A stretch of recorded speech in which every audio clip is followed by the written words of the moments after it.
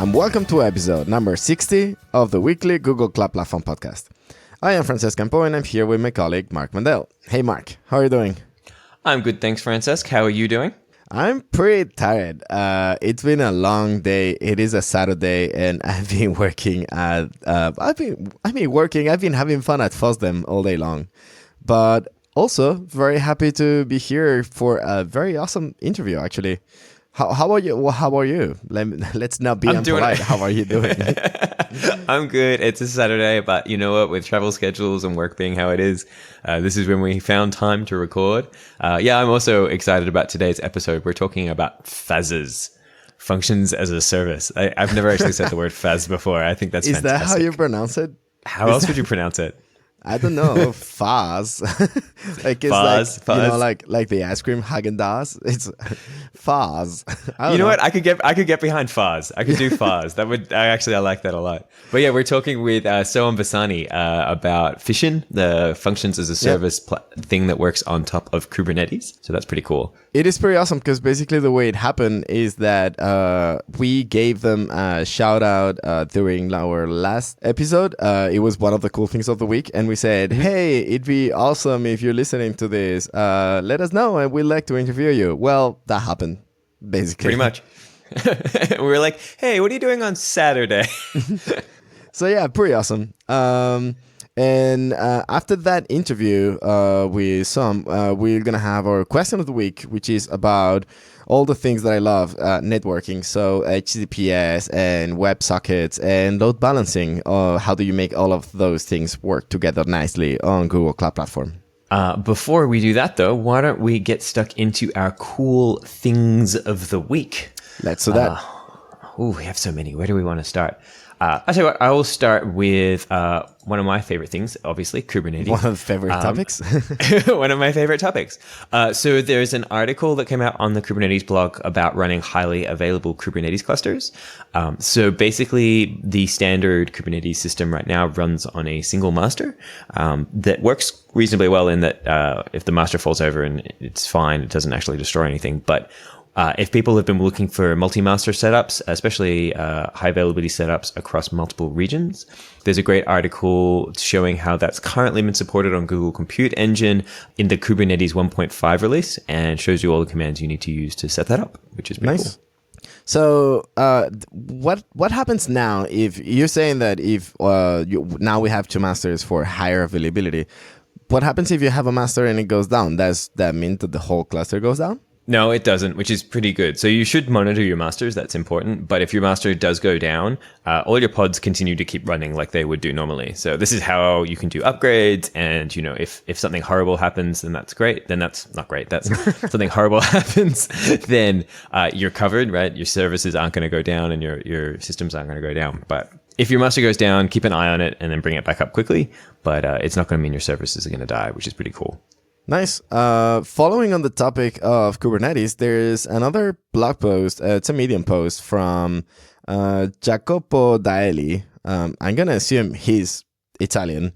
And it's about Kubernetes and how to do continuous deployment to Google Container Engine with Travis AI. Yeah, it's pretty cool. He steps you through all the things. I learned something new in this. I was looking through it. There's a kubectl set image command that lets you change images on deployments and daemon sets and stuff. I've done that by editing YAML files and then applying, but it's kind of cool that you can do it just in a single command. Yeah, that is cool. I didn't know either that you could do that, actually. It's pretty fun. Why don't we go to the third and last question? Cool thing of the week, which is about SQL Server Enterprise. I think that now we have pre-configured images for them, right? Yeah, it looks like we have pre-configured images for Microsoft SQL Server Enterprise and Windows Server Core on Compute Engine. Cool. And I think that one of the coolest parts of this is that there's also some instructions to set them up with high availability and disaster recovery, which means that basically you're going to be running every single instance in a different zone. So even if one whole zone goes down, you'll still have your database running all the time, which is very important. And disaster recovery, which means that you will not lose a single piece of data, which is something that we all want to have. I think this is also kind of cool. It mentions here as well that Finally, all of the Windows Server images are now enabled with Windows Remote Management support, which is pretty nice if you need to manage fleets of Windows machines. Nice. Cool. I think it's time to go talk to Soam about Fission. What do you think? Sounds good to me. Let's go do that.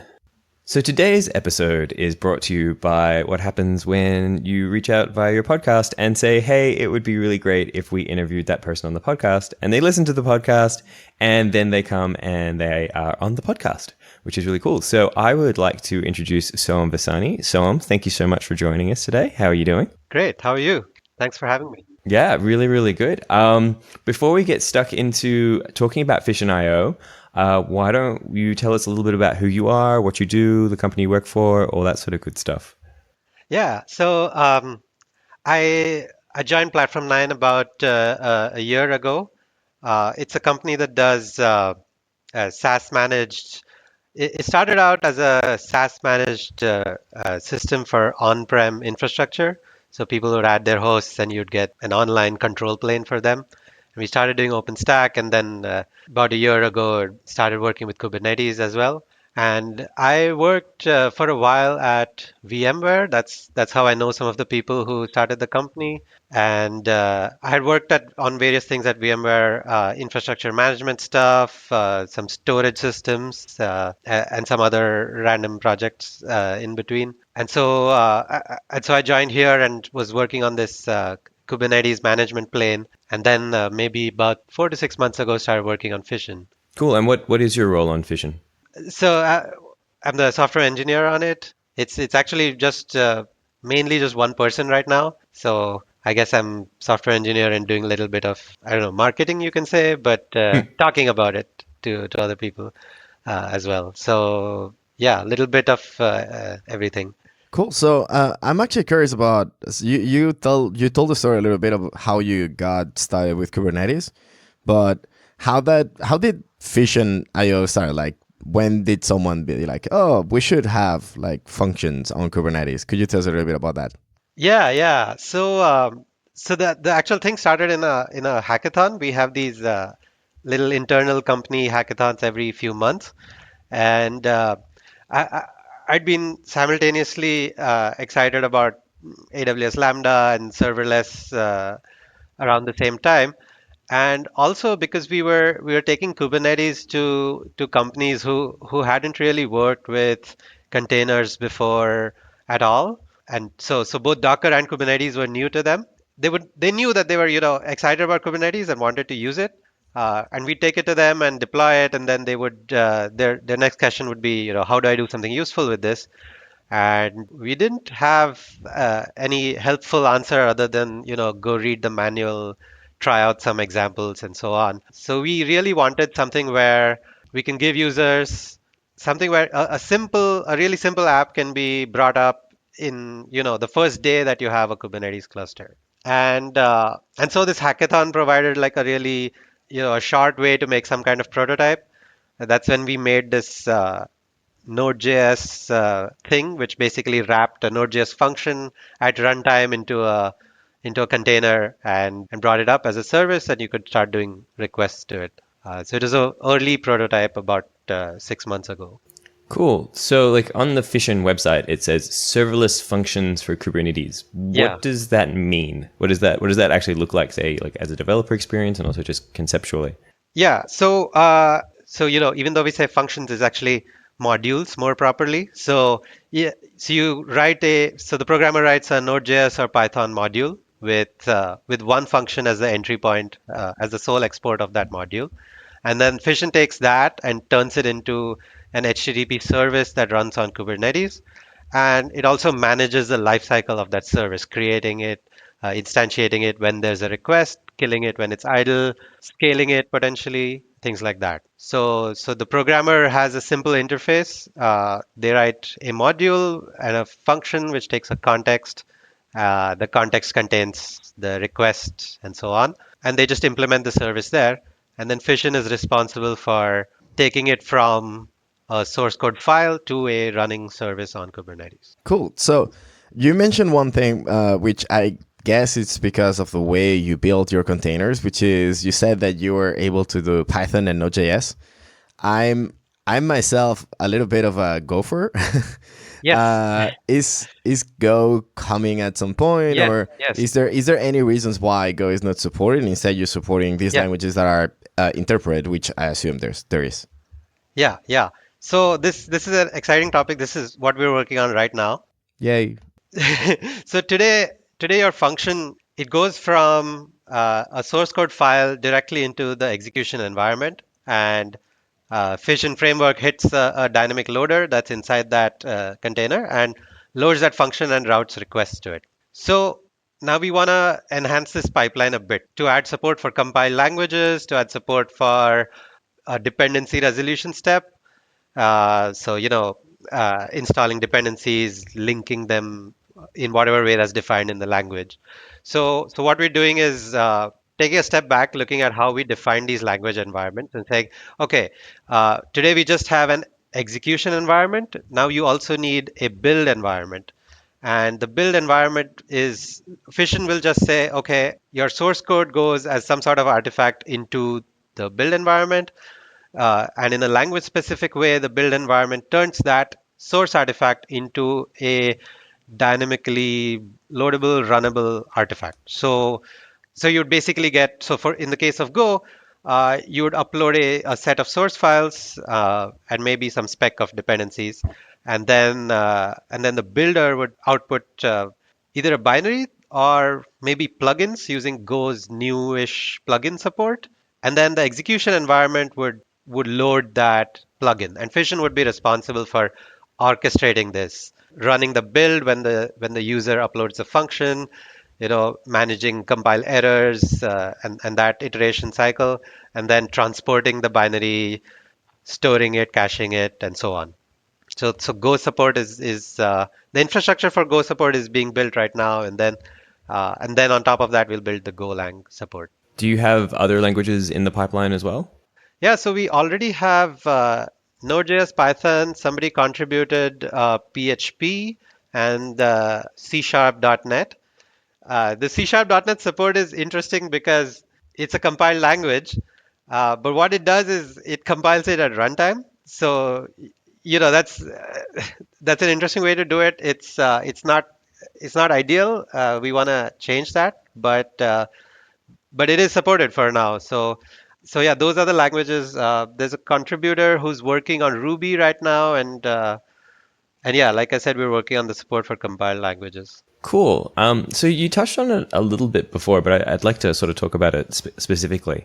Like, why serverless? Like, why is that a thing? Like, what does that mean to you? And like, why was this so important to you when you came up with this project? Yeah, so I think so. The term serverless itself is a bit vague, right? Hmm. Uh, so I think the general idea is to sort of ask what's the simplest interface you can have to write applications that still can be used in production, that's still usable to create services in production. Hmm. And I think this functions as a service is one approach to that. I'd say it's not 100% proven yet, but we think it'll get there. Uh, Serverless. So I think functions as a service is sort of maybe uh, a more precise or a more specific form of serverless. But to answer your question, why serverless? I think there's there's a pattern there of saying how simple can we make this and still be useful, right? Hmm. And yeah, I think there's different approaches to that, and functions as a service is one approach that I'm excited about.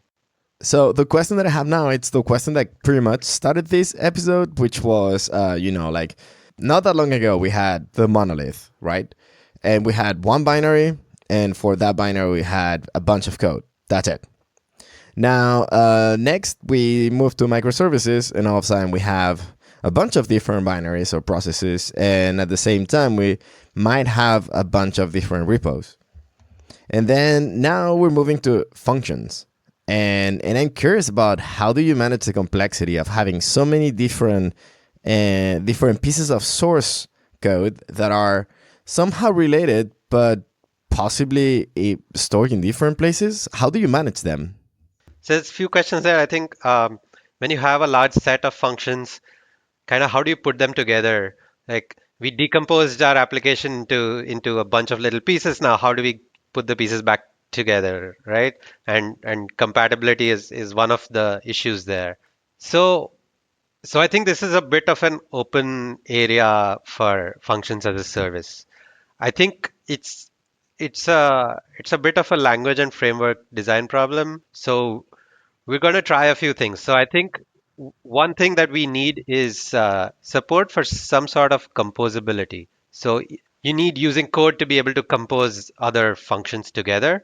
Uh, today the most of the FAS implementations don't do that very well. You create an event or a HTTP request, and you can call other functions, but there isn't a formal way to call other functions through the framework itself. And so we need that. So we need some sort of composability, and I think we need some sort of grouping, either modules, namespaces, packages, something like that, that can let you assemble your functions together.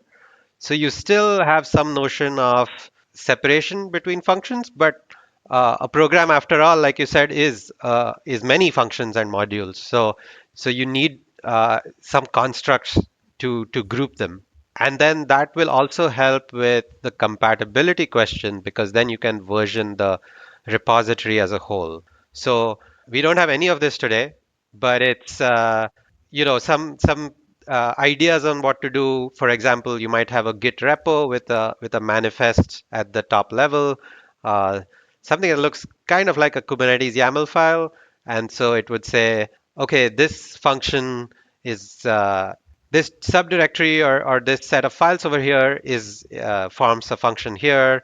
It imports that module over there, and this other set of files is this other function, and the whole thing is versioned as a whole. And so you could imagine deploying you could imagine pointing the Fission tools at that manifest, and the thing wraps it up as some sort of package, and Fission figures out how to run that. So that's very hand wavy and a little vague, but that we want to experiment with something like that. It's like I said, it's not a solved problem, and but we're gonna try things out and see how that goes. Today, today the main utility tends to be because maybe because of this problem in smaller use cases, especially like event handling and webhooks, a small Slack bot, that sort of thing. Okay, that's actually what I was going to actually segue into, which is great. I was going to ask you then, given what you said, like what do you think the major use cases for this? I know personally, like when I looked at this, the fact that Fission can handle not only HTTP events but also Kubernetes events. Yeah. To do like the glue stuff within Kubernetes, was that kind of what you think it would be used for, or what are the use cases you think are going to be particularly useful here? So I think initially it's very useful for small REST APIs, and maybe a webhook is basically a one endpoint REST API. You could say, and Slack bots and little automation like okay, let's pipe events from Kubernetes or other sources into this system and use that to glue it into other infrastructure.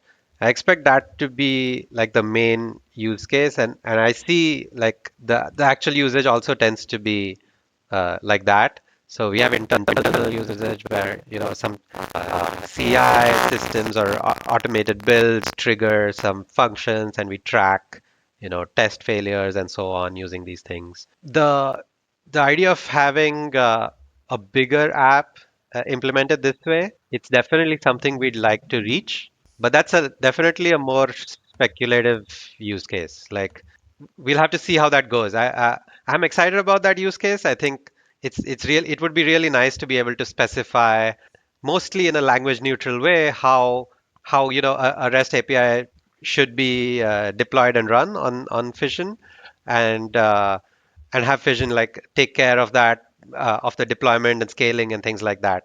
But we're not quite there yet for bigger programs.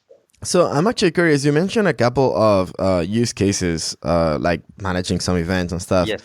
Could you tell us a little bit about what are the use cases for which you think that functions as a service is a much better metaphor than, let's say, infrastructure as a service or platform as a service? So this again, like today, the event handling stuff is the best use case for that. Um, if you just want to write, say, some trigger for example, we were just discussing this within the company a few days ago. We have this source code cross-referencing tool that today polls our Git repositories.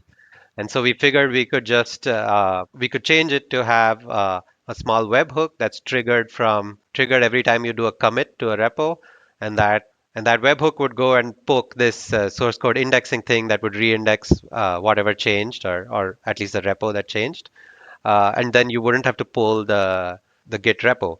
So now if you imagine implementing this as either infrastructure as a service or microservices, you have to it's a little bit more involved. You have to create the service around it. If you're running it on a VM, you have to worry about the whole operating system. If you're on Kubernetes, you're definitely a bit better off. But but I think where this function service helps is that you don't quite have to worry as much about the capacity of the cluster in terms of the number of services you deploy. So in some sense, creating a service becomes cheaper, both in terms of development cost and runtime infrastructure cost. So basically, your cluster capacity becomes more a function of usage than of the size and number of services that you've deployed. Cool. So I'm curious about something else as well. Fission is built on top of Kubernetes. Why Yeah. did you choose Kubernetes as the platform? What was the reasoning behind that? Yeah. So a few different things. One is that Kubernetes provides so much of the stuff that we'd have to build if we didn't use Kubernetes or something like it, that from a purely implementation point of view, it just makes a lot of sense. We don't even know about nodes. Kubernetes completely takes care of the cluster management itself. We don't have any real scheduler. We might have some scheduling decisions to make, but Kubernetes takes care of the bulk of scheduling decisions.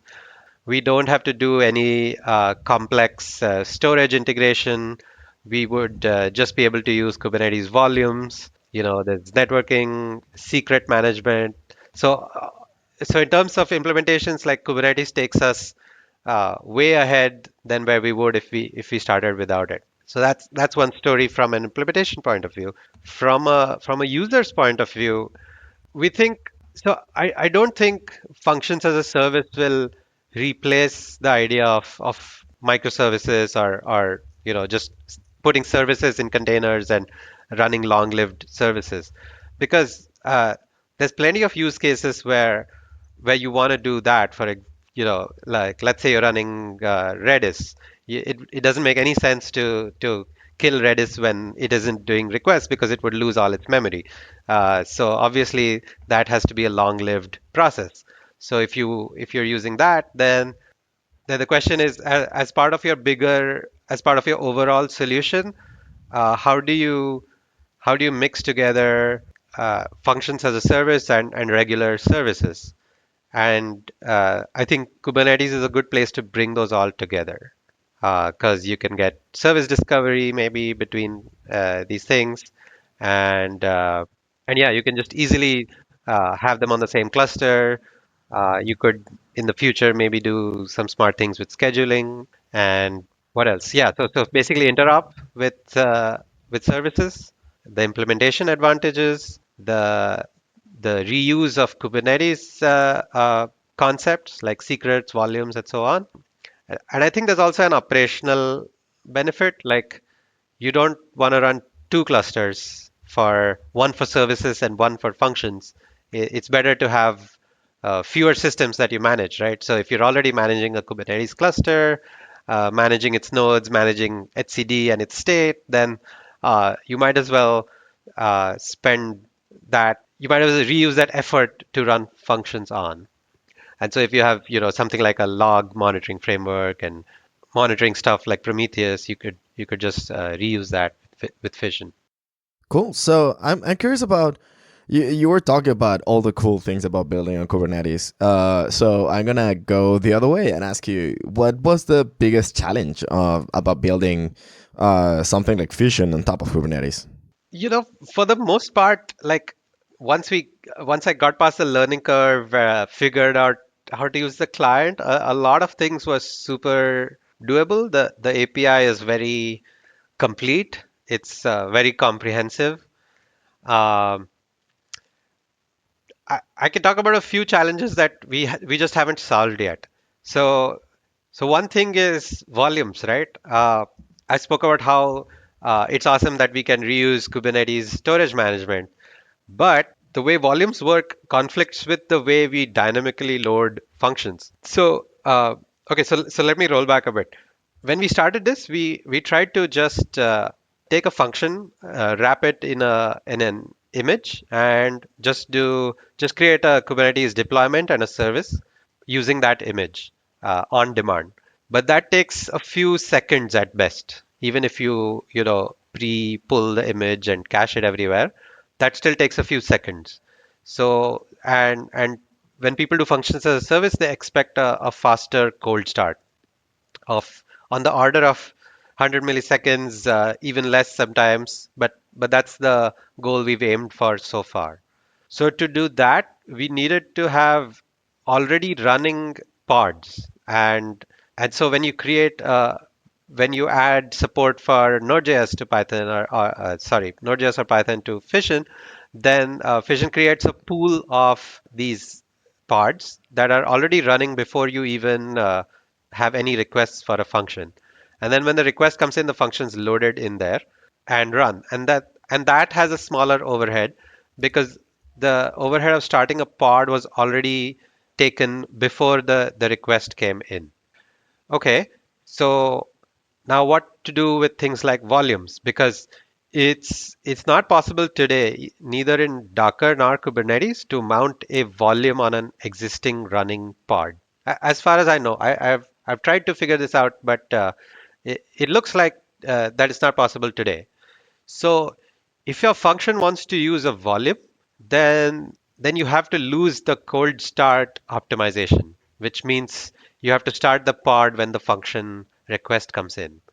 Uh, or we have to figure out something separate from the way volumes work today. Like maybe have a separate pod that then the function can connect to get at its storage, something like that. But yeah, basically mounting storage is is a challenge we haven't figured out yet. Maybe one of our listeners might be able to help with that. Who knows? Yeah, I hope so. Yeah, yeah, today the answer is that we would have maybe some sort of separate mode where you just where you lose the cold start optimization if you really want volumes. Okay. Cool. So I have one more very short question. What language did you use to implement Oh, it's this? all in Go. Nice. Yeah, it's actually my first non-trivial Go project, so very much learning as I go. I had a few sort of initial puzzling moments with Go, but now I like it a lot, and I'm very excited to be using it. I sort of started with it because Kubernetes is written in it, and also it seemed to be getting popular. I didn't have a strong like reason to adopt one over go over something like Node.js, which is what I was familiar with before. But yeah, I've really enjoyed making this in Go. Cool. All right, we're Awesome. definitely running out of time. So, very quickly, what is the plans for the future? What's on the roadmap for Fission? Yeah, so I think we addressed the few major pieces of effort. The current major effort is improving that function pipeline, supporting compiled languages. After that, we want to get at improving the developer workflow a bit. Dealing with having better support for versioning. We have very very basic versioning support today. There is support, but it's a bit manual. Uh, doesn't interrupt with Git as nicely as we'd like. Uh, and then there's more language support. better integration with Kubernetes, volume secrets, config maps. Oh yeah, and of course integrations with more event sources, integration with some sort of message queue. There's NATs, maybe Kafka or something like that. And finally, we have a lot of performance tuning to do. We don't do auto scaling today, but we need to do that both up and down, things like that, and also latency improvements, both in cold start and in the fast path. Cool. All right. So thank you so much for joining us today. I think we're going to have to cut it there just because Okay, we're running out of time. But we thank you so really much. appreciate you, yeah, definitely for coming down and talking to us, especially on a Saturday. We really love that. Yeah, It was really interesting to talk about Fission with you. this is awesome. Thank you so much for having me. Thank you. Great. That was a great interview with Sam. Thank you so much for taking the time, as you said, especially on a Saturday, to talk to us and tell us a little bit about why and how you implemented a FAS on top of Kubernetes. Yeah, no, super, super cool. As I've said before, I'm quite interested in how you can use this to basically build like quick little bits of glue inside Kubernetes and connecting that to other things. Yeah, I'm very excited, especially about the Go support coming soon. Maybe using Go plugins, which is something that's coming with Go 1.8 that we release. Actually, probably right now as we're talking, the Go 1.8 will be released on Wednesday. So that should be cool. Cool. All right. Well, why don't we move into our question of the week? I know you had a particularly interesting one about WebSockets. Yeah, so as I was saying at the beginning of the episode, it's about, it's like something that I really don't know that much, but it is important. Many people know that, if you have a global service, you need to do load balancing. And many people know that if you want to have a very responsive web page, WebSockets can help you. And we all know that it is important to secure all of the things with HTTPS. But when you try to use WebSockets over HTTPS load balancer, if you read the documentation, it says, no, you cannot do that. What's the deal with this? How do you do it? What is going on here? What is going on? What is going on? So, it's a good question and one I've definitely run into before. So, yes, if you're doing HTTP or HTTPS load balancing, we have a global layer 7 load balancer that helps support that. That load balancer doesn't support WebSockets. So it's like, what do I do? So WebSockets themselves aren't HTTP.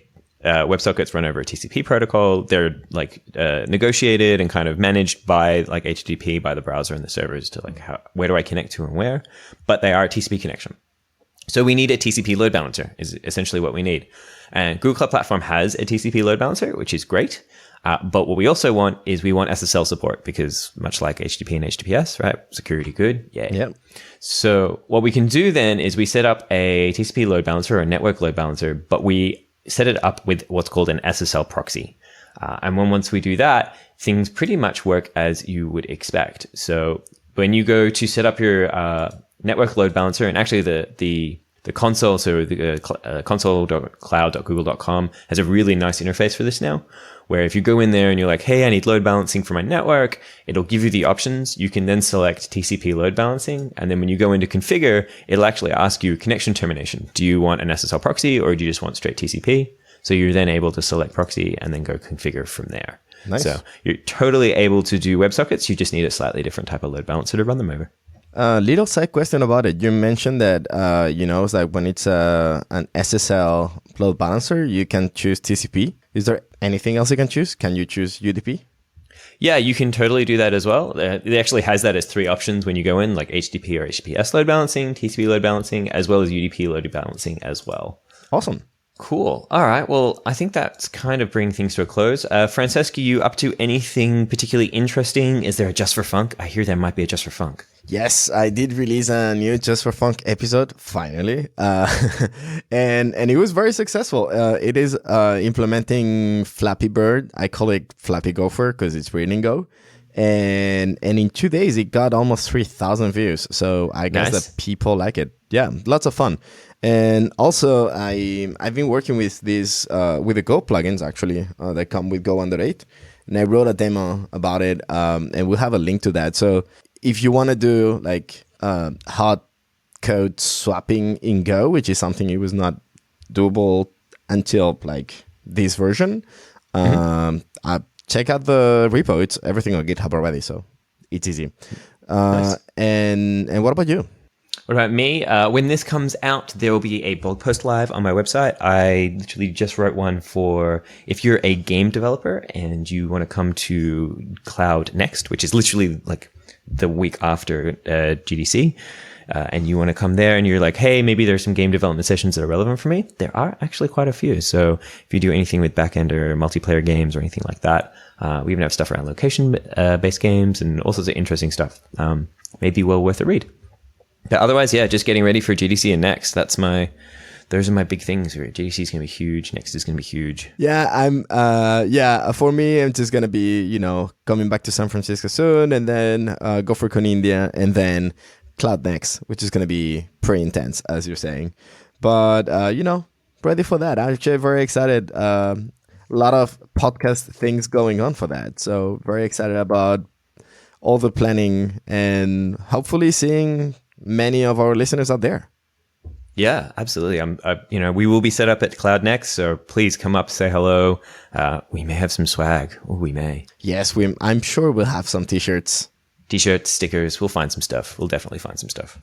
Cool. So I think that today it's a very good day to remind our listeners how they can get in touch with us if they want to ask questions or propose some topics or just say that, they love us, whatever they feel like they say.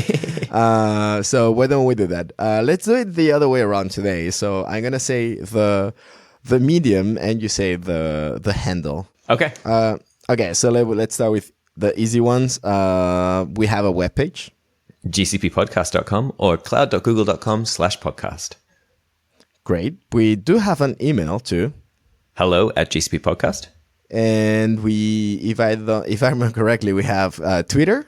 At GCP Podcast. We have Google+. Plus GCP Podcast. We are on Reddit. At /r/GCP Podcast. On MySpace. No, we're not. We are not on MySpace. Which one? Oh, I'm forgetting Slack. We're also on Slack. We have a channel. Yeah, #podcast on the Slack Google Cloud community. And I think that's it. That is it. I just want to make a quick shout out. Like if you do something that's cool, like if you're like, hey, I wrote a blog post or I have an open source project or anything like that, and you think it'd be interesting for the podcast, please send it through. We're always looking for more cool things of the week done by the community. And also something that we proposed last year, if you have questions and you'd like to send them to us as an audio file, that'd be awesome. So we could use your own voice on our podcast. That'd be awesome. You'd become basically famous instantaneously. So, this is an opportunity to take. Absolutely. All right, great. Well, Francesc, thank you for joining me yet again for another week. Thank you for waking up early on a Saturday. No problem. And talk to you all next week. Yeah, talk to you all next week.